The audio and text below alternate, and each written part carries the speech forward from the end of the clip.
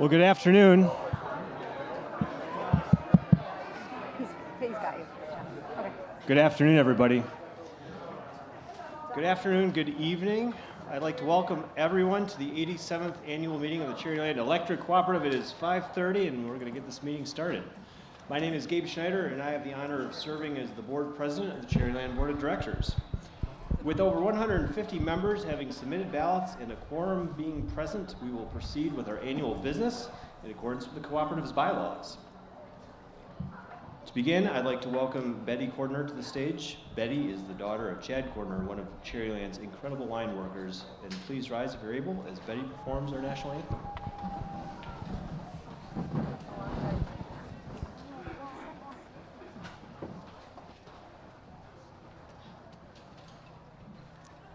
Oh, say, can you see by the dawn's early light what so proudly we hailed at the twilight's last gleaming, whose broad stripes and bright stars through the perilous fight o'er the ramparts we watched were so gallantly streaming, and the rocket's red glare, the bombs bursting in air, gave proof through the night that our flag was still there. Oh, say does that star-spangled banner yet wave o'er the land of the free and the home of the brave?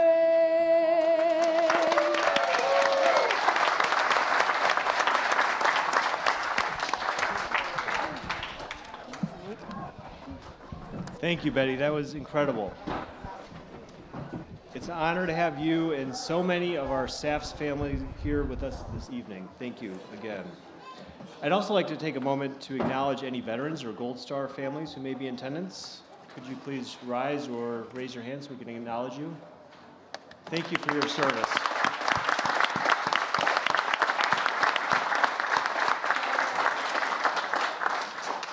Next, I'd like to welcome Senior Vice President Valerie Handy to the podium for the invocation. Val?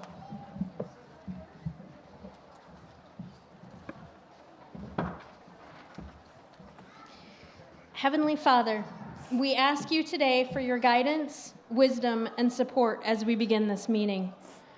Help us to engage in meaningful discussion, allowing us to nurture the bonds of community. Fill us with your grace and guide us with your infinite wisdom as we deliberate upon these important matters. And continue to remind us that all we do here today, all that we accomplish, is for the pursuit of truth, for the greater glory of you, and for service of humanity. We ask these things in the name of the Lord Jesus Christ. Amen.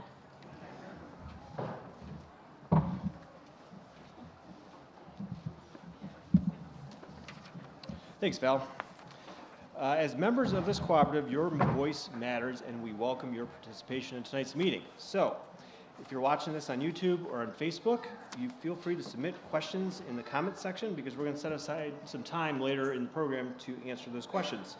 And if you're here in person and you'd like to ask some questions, look for folks in red shirts. We'll be happy to take your question down and relay it to us so we can answer those questions later on. So, look to do that. Also, a housekeeping reminder that staff will announce the raffle winners shortly after the conclusion of tonight's meeting, so stay tuned for that. And at this time, I'd like to introduce my fellow board of directors. You already met Vice President Val Handy. Let's applaud each and every one of them. Thank you. We have Secretary Melinda Lautner, Treasurer Tom Van Pelt. And Directors Terry Lautner, Dave Schweitzer, and Dean Adams. Also joining us on stage this evening is CEO Rachel Johnson and Cooperative Attorney Pat Ellis, representing our legal team at Kuhn Rogers. Thanks, Pat. Before we proceed to the business of tonight's meeting, I'd like to take a moment to recognize a few other special guests who are with us. We are joined by some elected officials. I did see Tom Bratton, who represents U.S. Senator Alyssa Sotkin, so thanks, Tom, for being here. And I don't know that I saw any other elected officials, but if you are an elected official, you can raise your hand and I will acknowledge you. We also want to thank the folks from Wolverine Power Supply Cooperative for being here, so thank you for attending this evening as well. And I'd also like to recognize the dedication of our Cherryland Cares Board. In 2024, this group of volunteer members helped direct nearly $62,000 in member-donated funds to 16 local nonprofits in our region. So if you're interested in rounding up your monthly bill and giving back through the Cherryland Cares program, please check in with staff or give us a call. We'd love to have you join in that effort as well. It's now my pleasure to acknowledge this year's academic scholarship recipients and youth tour delegates. These outstanding individuals were each selected for their hard work and dedication, and some of them may be with us tonight. So if I could just have you stand, and we'll acknowledge all of you at once if you're here. Will Vanderhyde, McKenna Julianus, Matthew Snover, Ashley Fulkersma, Chris Corbett, Landon Harris, and Rowan Kirkpatrick Johnson. Thank you for being with us tonight. On behalf of the cooperative, congratulations. We're very proud to, as you take the next step in your education. So thanks for being with us. And last but not least, and you may have noticed walking around today, Willie Wirehand is turning 75. So Willie's hard to miss. He might be inside, but if you see Willie, wish him a happy birthday. And we're thrilled that we can all join in this birthday celebration for him as well. You're looking pretty good, Willie. We're 75. All right, now I'd like to ask our Secretary, Melinda Lautner, to read the notice of meeting and proof of mailing. Thank you, Gabe. Good evening. I, Melinda Lautner, am the Secretary of the Board of Directors for Cherryland Cooperative. I attest that on May 1st, 2025, Cherryland mailed a notice of the annual meeting to each of its members by third-class mail. The notice of the annual meeting was contained within the May edition of the Country Lines magazine and provided that the meeting is to be held on June 12, 2025. A copy of the notice of annual meeting will be kept by Cherryland as a part of the cooperative records.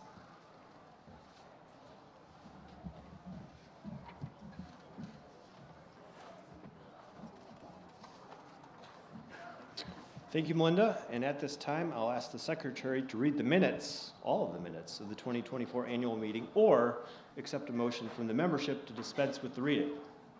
I would entertain a motion to dispense with the reading if anyone is so inclined. Thank you for that motion. Do we have support? We have support. We have a motion with support. Any further discussion?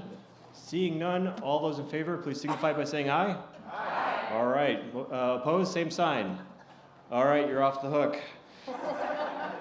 Since we have dispensed with the reading of last year's minutes, do I have a motion to approve the minutes for the 24 annual meeting? Another motion is required. So moved. Thank you. Support? All right, there we go. Motion with support. Further discussion? Seeing none, all those in favor, please signify by saying aye. Aye. Opposed, same sign. Motion carries. Thank you for that. Next, for the proceeding of the election, I'd like to introduce our cooperative attorney, Mr. Pat Ellis.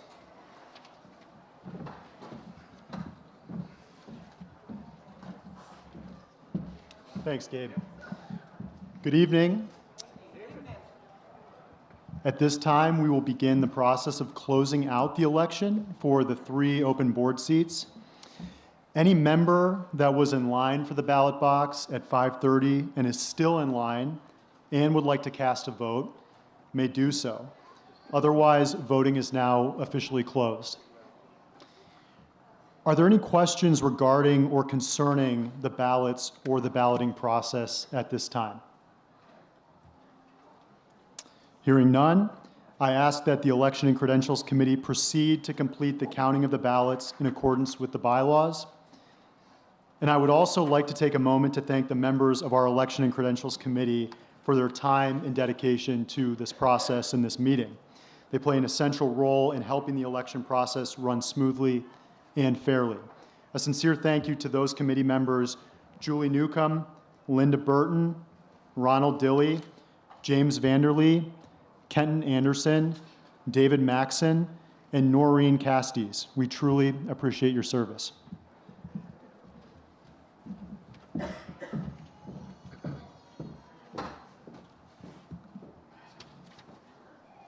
Okay, thank you, Pat. Up next is our treasurer's report from Board Treasurer Tom Van Pelt.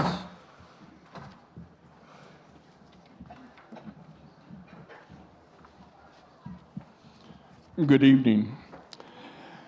The unconsolidated balance sheet of Cherryland Electric Cooperative Incorporated as of December 31st, 2024, and the related unconsolidated statements of income, equities, and cash flows for the year then ended have been prepared by management in accordance with generally accepted accounting principles and include all auditor adjustments by the CPA firm of the Raymond Group. A copy of the audited consolidated balance sheet and a statement of operations for the year ended December 31st, 2024 is included in the May issue of Michigan Country Lines magazine. Audited financial statements are available at the Cooperative's office by request. Thank you.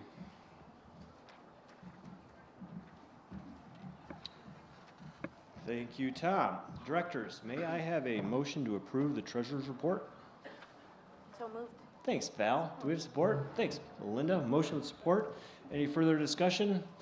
Seeing none, all those in favor, please signify by saying aye. Aye. Opposed, same sign. Motion carries. Next, I'd like to take a few moments to highlight a local member that's really doing incredible work in our community, and that's Incredible Mo's. Not only have they generously welcomed us for several annual meetings now, but they've also been a very valued partner and participant in our Rural Economic Development Loan Program, helping drive local growth and opportunity for our neighbors. Another way they've been giving back to our community is through their incredible birthday party project, which gives the gift of birthday celebrations to families who might not otherwise have the chance. So at this point, I would like to invite Incredible Mo owners Chris Mordenhart to the stage to share a few words about this important project. Chris? All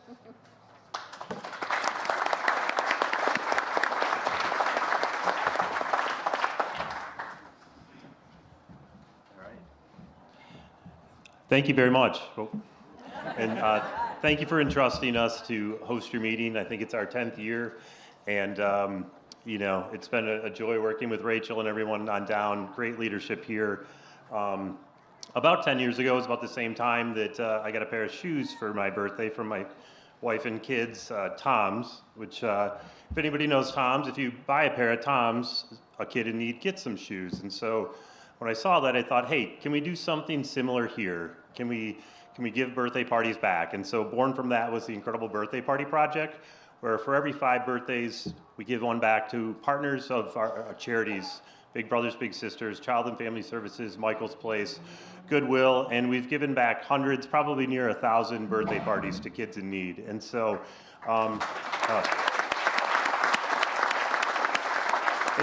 it's been a fantastic program. You know, to get it off the ground, we really just had to say to some of these people, hey, we're going to allot you birthday parties. Send us kids that you know, are at risk and may not have a chance to have a party. And it was a little slow going, and then I got a call from somebody, Child and Family Services, that said, hey, we have a 17-year-old girl. She's been in 13 different foster homes, 11 different school systems.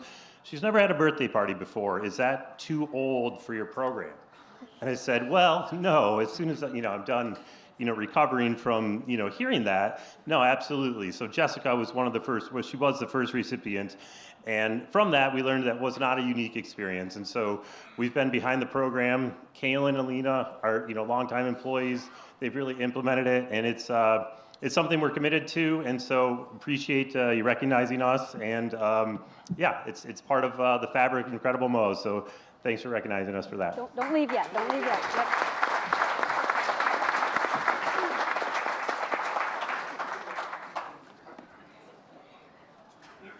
On behalf of Cherryland's members, thank you for your commitment to our community and helping kids in our community. Thank you. And this $2,000, what we're going to do is we heard that this might happen, and we're going to do Visa gift cards for all the recipients of our party so that they have a little extra gift each time they come in here. So thank you so much.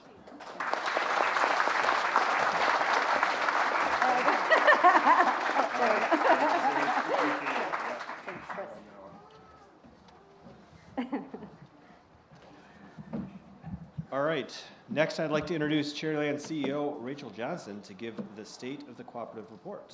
Rachel, it's all yours. Okay. Thanks, Gabe.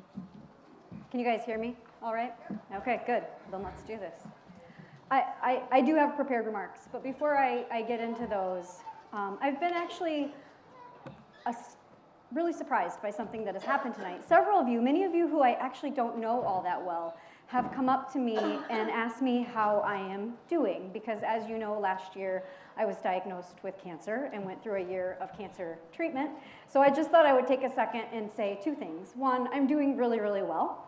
I have had incredible support from our team here at the co-op, from your board, but also thank you for being the kind of people who care about people that you barely know. I feel so grateful to live in this community and have that kind of support, so thank you for that.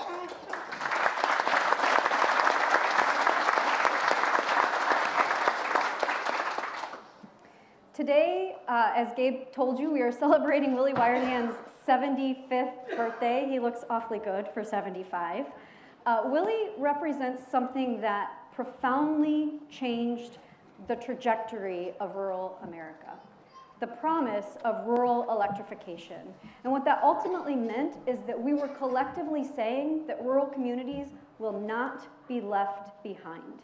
If you go back to the origination of the Electrification Act, a lot of people who were living in cities and had businesses in cities had access to electricity, but people who were working on farms, who were living in rural households or running businesses in rural communities didn't have access to electricity. It represented an economic divide between those who lived in urban areas and those who lived in rural areas. One of the things I love about what Willie represents is it's not just the promise that rural areas won't be left behind. It is a statement that rural areas can take care of themselves. They don't need someone to come in from outside and fix their problems for them, or tell them how to make their communities better, or tell them what their communities need. Rather, they will band together and do what their community needs and make sure that their rural community doesn't get left behind. That is the promise that Willie represents. That is the promise that still drives everything that we do at Cherryland today. If you look back at that moment in the 1930s through the 1940s and 50s, what the promise of rural electrification was a promise of access. The value we were going to bring to our community was access to electricity. And you know what? We did a really good job of that. In Cherryland's early years, we did a really, really good job of stringing electricity across long, long lines to electrify every single home, every single farm that wanted electricity. By the late 1960s, we had about 10,000 members here at Cherryland. And as I said, we'd done a good job of that kind of access piece. Anybody who lived in a rural area in our region who wanted electricity generally had electricity. And so what happened in that moment is we realized it was time to build on the foundation of the value of access and start building the value that our members, that our community was going to need next. And for us, that next value proposition was the quality of the service we provided.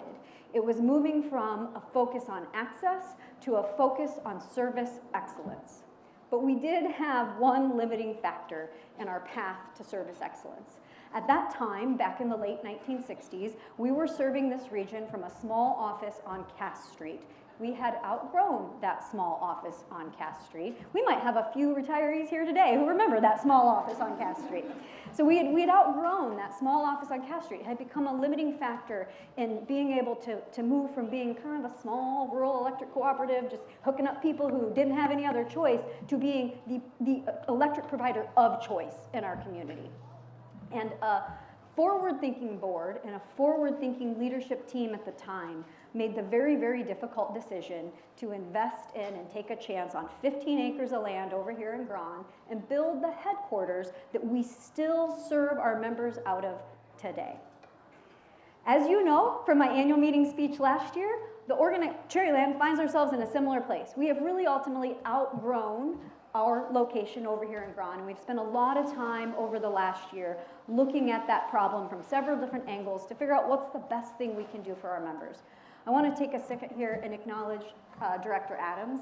Dean is a very well-respected builder in the community, and one of the things that Dean has done for our membership this year is serve as the board's liaison in that process, and has invested way more time than we ever could have asked and expected out of him to make sure that we were asking the right questions, the hard questions, and doing everything we could to get the most possible value out of our building and facilities strategic planning process. I'll share with you where we're headed next, but before I do, I wanted to take a minute today and reflect on what we've done in our 50 years at our office in Grand.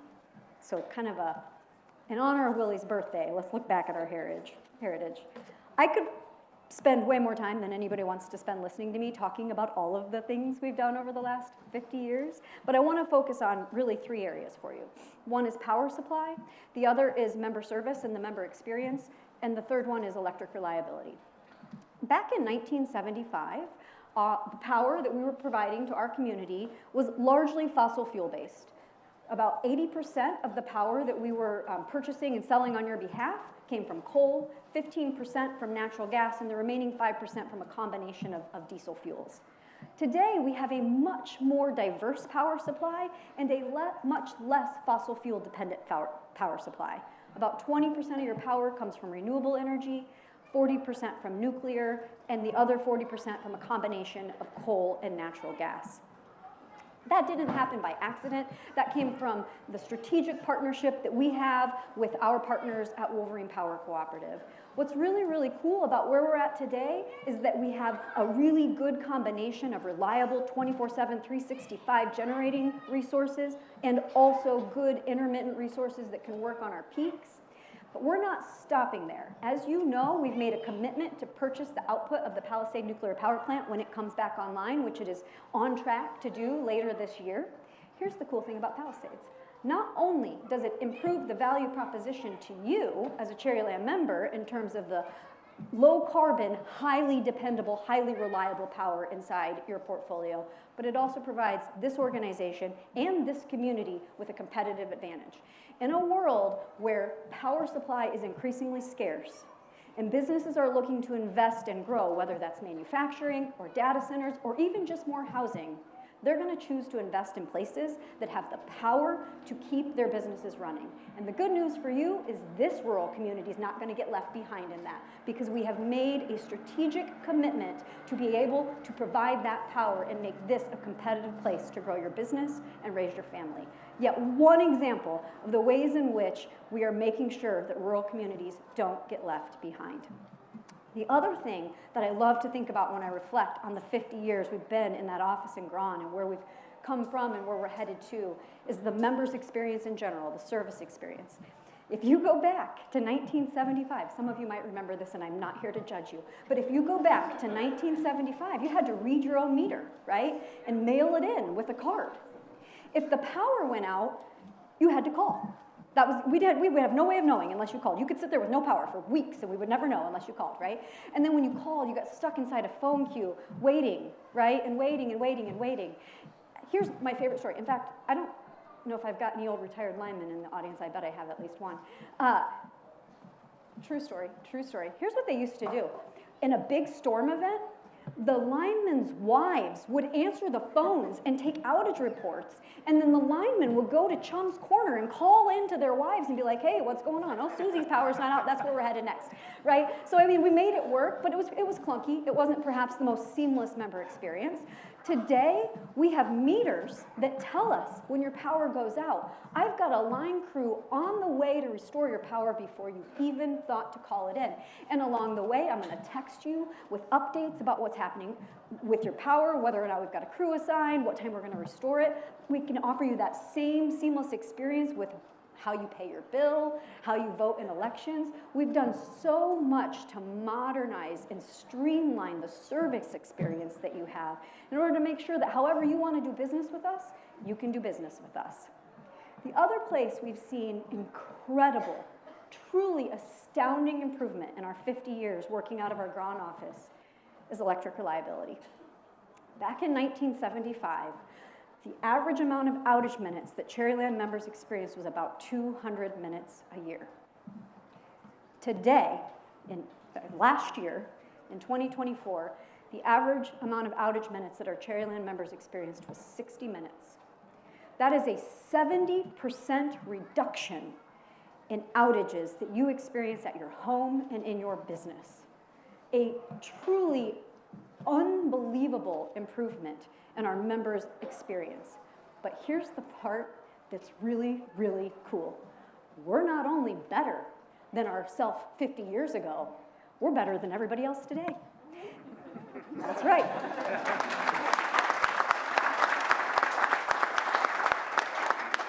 The average number of outage minutes that electric customers in the state of Michigan experience today is 180 minutes. Your power is 3 times as reliable as everyone else in the state of Michigan. That doesn't just happen. That is not an accident. That is the result of consistent, persistent, and purposeful investment in the system that you have entrusted us with. And now I am going to ask a favor of you before I move on to the next part of my speech. The reason we enjoy that electric reliability today is because every single person that is sitting here or sitting out there wearing a red shirt. So can I please get a round of applause for Cherrylands and Cherries?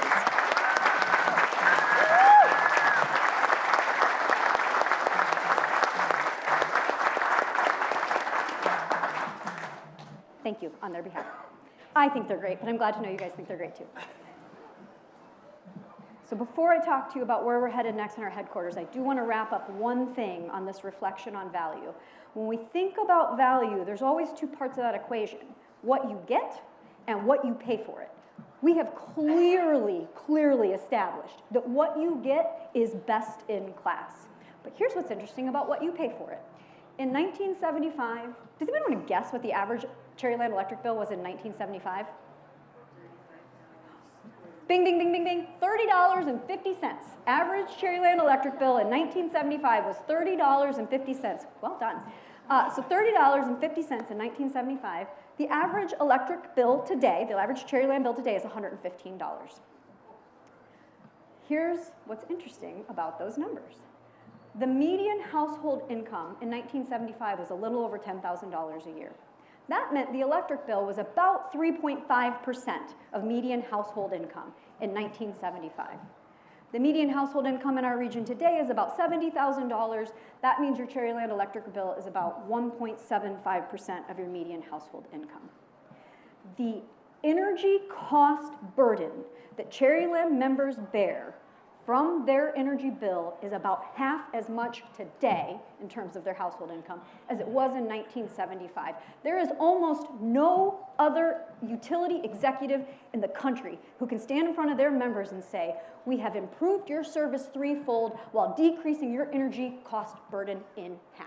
It's such a cool, amazing story of the fortitude and grittiness and scrappiness that rural communities have and what they can accomplish by just sticking true to their values and making sure that rural communities don't get left behind. And that will forever be the story of the work that we did at our Grand office. But as I have told you, we find ourselves at a crossroads. We are bursting at the seams. We've started having to get off-site storage. We've got mini storage all over the place with equipment. We're starting to have to store really expensive technological equipment outside because we don't have space to store it inside. If you look at who we were in 1975, we served about 12,000 members. Today we serve about 40,000 members. We were responsible for about 1,500 miles of electric line. Today we are responsible for about 3,200 miles of electric line. Here's a fun fact. In 1975, about 8% of that was underground, 92% overhead. Today we're about 50-50. So we've made tremendous improvements. The asset value of our system in 1975 was about $8 million. Today it's about $140 million. We've just grown. And as I look at, and as your board looks at, what do we do what's the next era of value we have to deliver to our the word that keeps floating around in my head is ready. The problem we have to solve for the future is tied to readiness. Readiness to respond to new risks, new challenges, and new opportunities. I don't know if am I the problem? It's me, I'm the problem. Okay, okay. Thank you to all my social media friends for that. Okay, back into the speech. Yeah, do you need to? Okay.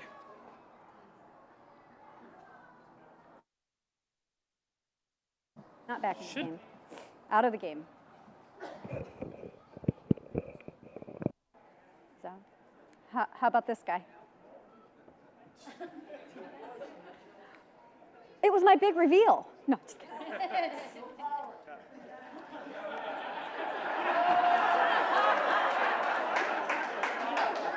You know what? I'm going to give you that one. Thank you. Thank you. Thank you. Thank you.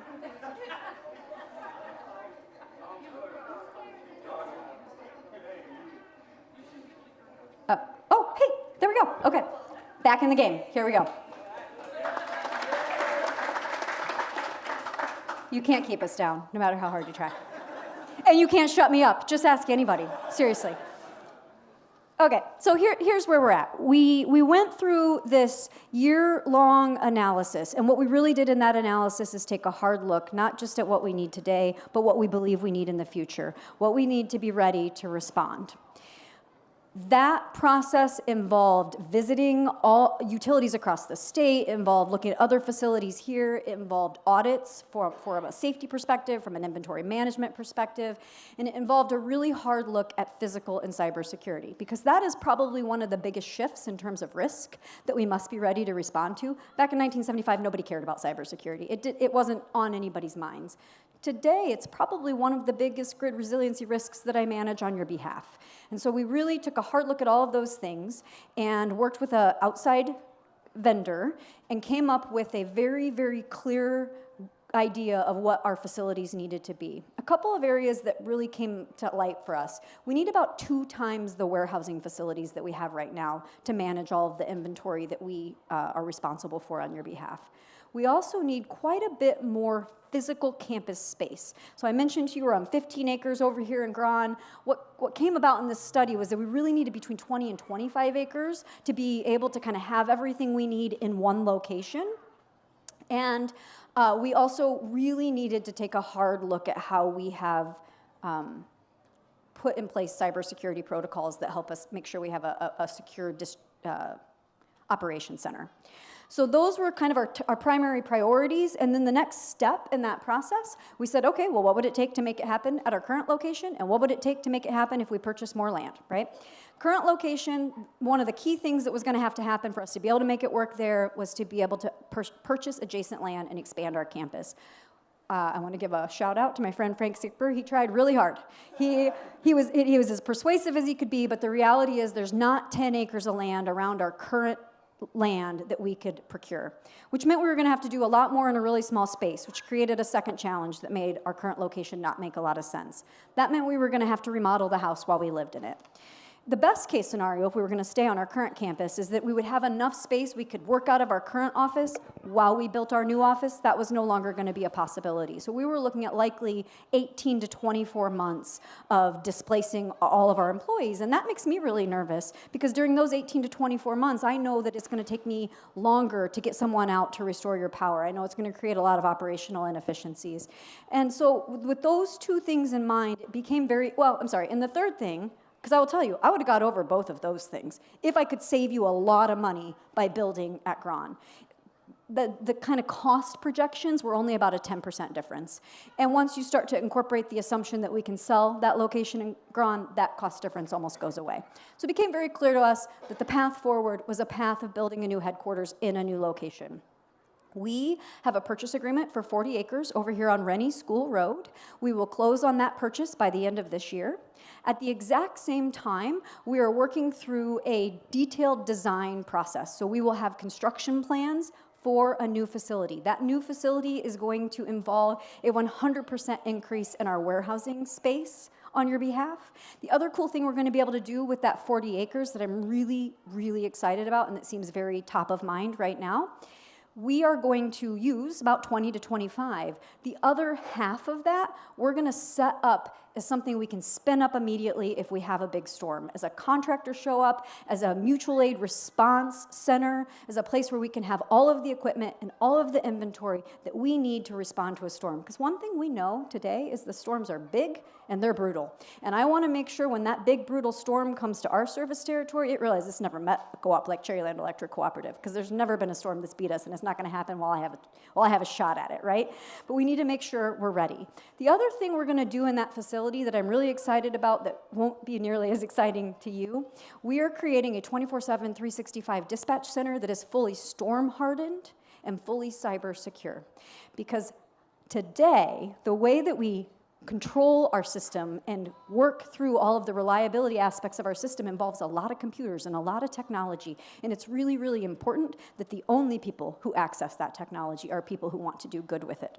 And so we're going to make sure that we're protecting that on your behalf. We will have detailed timelines on construction and construction cost by the end of this year. I don't have that today. So when we get to the question section, if your first question is how much is this going to cost, you're not going to like my answer because I don't have it. But we're going to have that by the end of the year. So I'm going to ask you to pay attention to our website. We've created a landing page where you can follow along in this process, and we'll give you regular updates there, and then also obviously pay attention to country lines. So as we kind of think about this idea of value and what Willie Wired Hand represents, I kind of have to laugh because like little baby Willie in 1950 could have never imagined what today would look like, because we're not the same co-op we were then.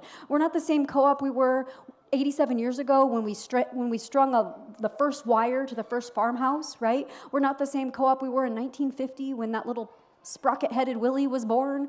We're not the same co-op we were in 1975 when we had just moved into our building and we knew we were good at access and we were ready to get good at excellence and service.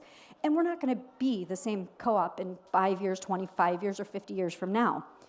But there is one thing that I know will be true, and that is the thing that Willie stands for will still be the thing that this organization will stand for. That promise is the thing that we will never let go of, the promise that rural communities will not get left behind, that our rural community will not get left behind. I am so incredibly proud of what Cherryland has done. I'm so incredibly grateful for what you have trusted us with, and it is an absolute privilege to work alongside your team to continue to invest on your behalf. So before I hand it back over to Gabe for the meeting, I do want to just offer you the chance to ask any questions that you have of me or of our board. And I think Gabe mentioned if you have questions and you're online, you can submit them. I don't know how they get to us, but they will magically. Yes? I've got a tough question. Okay, warm me up.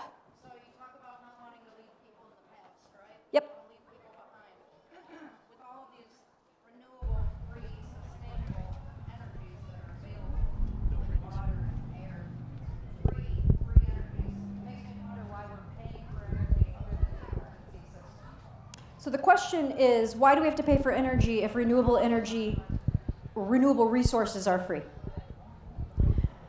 I guess the most honest answer I can give you is those renewable resources actually aren't free. There's a significant capital investment of any generating resource out there anywhere. So while you might not have the same fuel cost with, say, a wind turbine as you do with, say, a natural gas plant, you still have the cost of the wind turbine. You still have the cost of the maintenance of the wind turbine. You still have the... Okay. Give me another. Maybe ask that question more specific.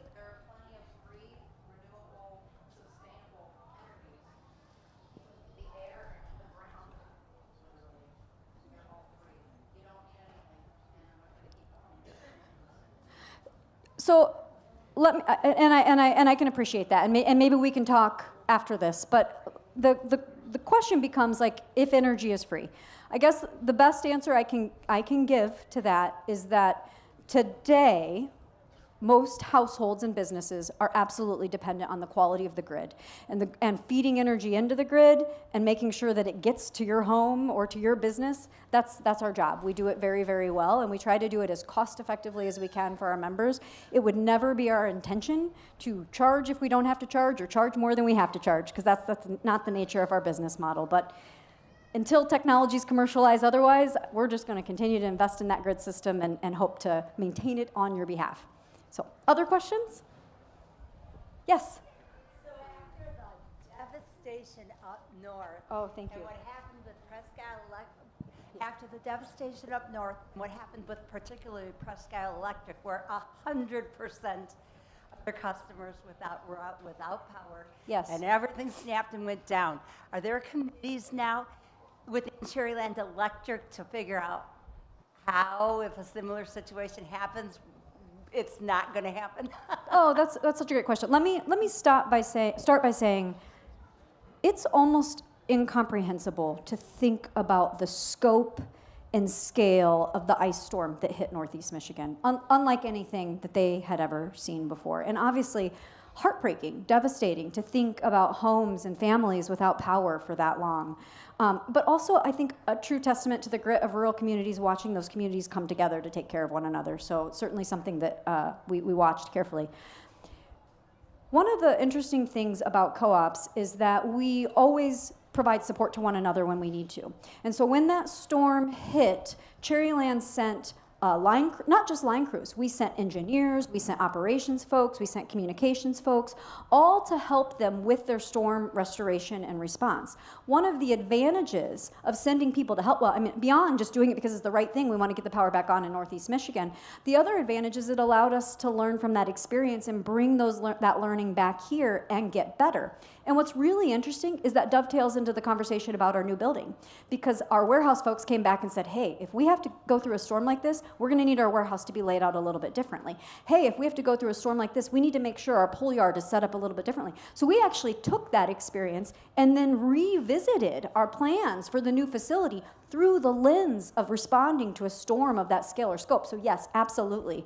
The other thing we're doing collectively as a group of co-ops in the state is taking the opportunity to kind of audit our response and ask those hard questions, because we had never experienced a storm like that before. We would be fools not to take advantage of the opportunity to learn from it and get better. So yes, we are.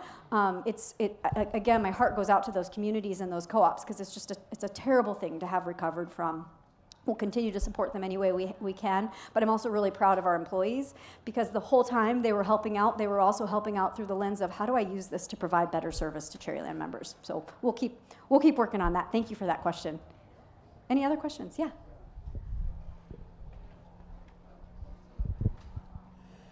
It was reported last year that the time of use program was off to a slow start. Yes. An update on a year later and how that's going? Thank you for that question. Yeah, I'm really glad that we have options to offer members who are interested in time of use rates, but we have not had any increase in uptake in that program. And I have absolutely nothing to back this up, so take it with the grain of salt it's worth. I'm actually making it up. However, here is my speculation. I just think that electricity is a really good deal. I mean, we already talked about this, 1.75% of your household income. How much inconvenience are you willing to take on to make that 1.72%, right? Like, and I think that's where time of use rates, at least right now, just there's not the benefit of moving your electric usage for such a small savings isn't there. But we continue to market that program, we continue to make that available, and we'll continue to make it available, but no, the utilization of it really hasn't changed. But since you brought up rates, actually, here's a fun thing. I should talk about this in my speech. You're going to think I planted this guy. So here's a thing that we have coming up. We are getting ready to undergo a comprehensive review of our rate structure. Don't think about bottom line bill. Don't think about the $115 for me for a second. Think about the structure, the way in which we collect that money. We've not revised our rate structure since 1975, so it's been a fixed charge and a volumetric charge, and that's it for 50 years. So we're going to just take an opportunity to look at that and say, does that still serve us? We'll do that work over the next 12 to 18 months and certainly share along the way what's going on with that and what the results of that are. But we're going to look at where our costs really come from. We're going to look at whether or not we're collecting costs in a way that is fair, that is transparent, and that is sustainable. And one of the things we're doing differently this time than when we've done things with rates in the past, we're going to have member focus groups. So if rates excite you, please, by all means, sign up to be in one of those member focus groups, because we are really interested in kind of what our members want out of our rate structure and what we can kind of model out. So thank you for that question. Yeah.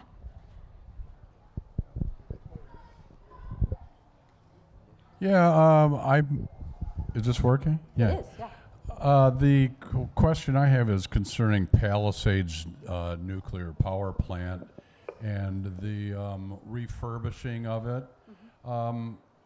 Who's paying for that, and who's going to manage it?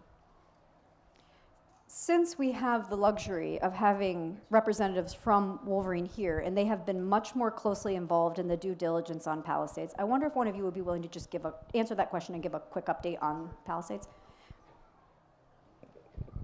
Thanks for that question. I'm Eric Baker, the president and CEO of Wolverine Power Cooperative, the power company you all own. Palisades is owned now by a company named Holtec. Holtec is a company that specializes in nuclear fuel waste management and nuclear power plant decommissioning, and soon nuclear plant operation. They purchased the power plant in 2023, and they are restoring that plant currently to operational service that should come online this fall. They own the power plant. They are spending all the capital, and when the power plant comes back online, Wolverine will be purchasing a little over half of the output, and the other half will be purchased by a similar electric cooperative in Indiana, and we will buy 100% of the offtake of that. So no capital is invested by your cooperative. I've got one more for him, if that's all right. Yep, sure. How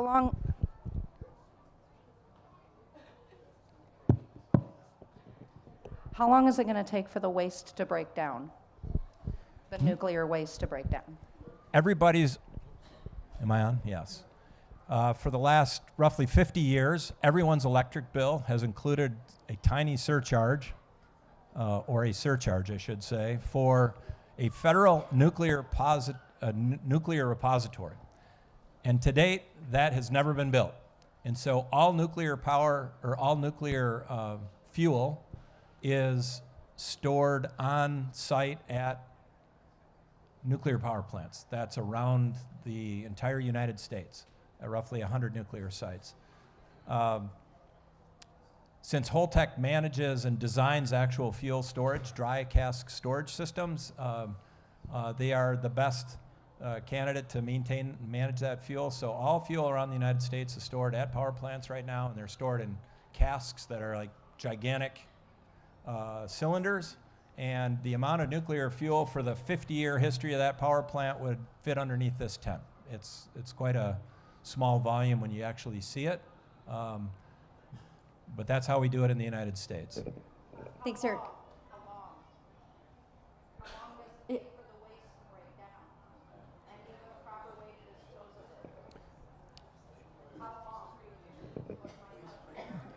nuclear power or nuclear fuel will break down in its energy content over decades. Long time. Thanks, Eric. Any other questions? Okay, well, I'm going to hand it back over to the board, but I will just say one more time, I'm so grateful to have all of this engagement and interest from all of you, and I'm incredibly proud of the work that the co-op has done on your behalf over the last year, and I'm excited about what's happening in the coming years. So please continue to pay attention and stay engaged. Thank you.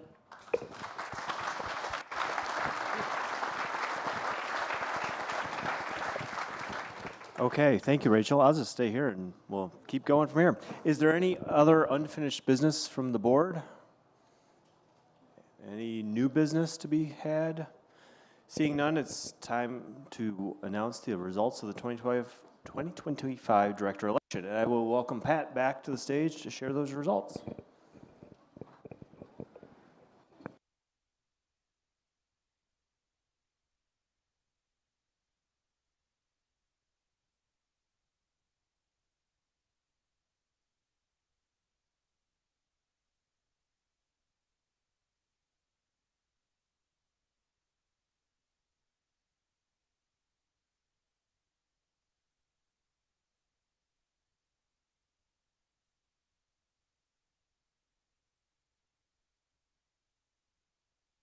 Of 28 votes being cast for them, with no one candidate receiving more than 2 votes. Therefore, Valerie Handy, having received the most votes, is elected to the board. Congratulations, Valerie.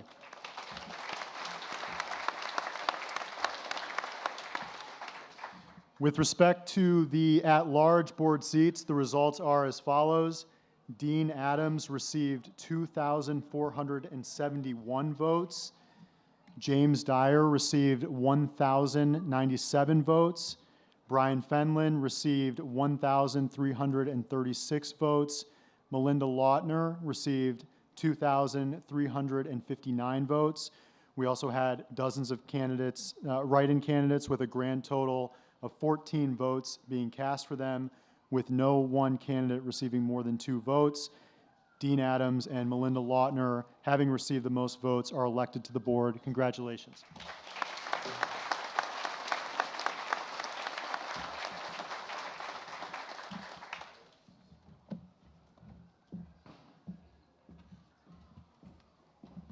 Thank you, Pat. At this time, I'll ask the secretary to attach the certificate of inspection of the election to the minutes of this meeting.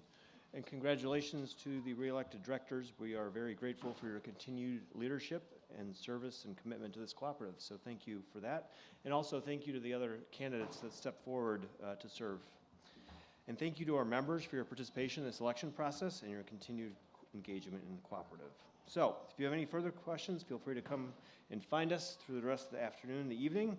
I now declare this meeting adjourned, and for those of you interested in the raffle, winners will be announced here on the stage in just a few minutes. So again, thank you for being with us. Enjoy Incredible Mo's.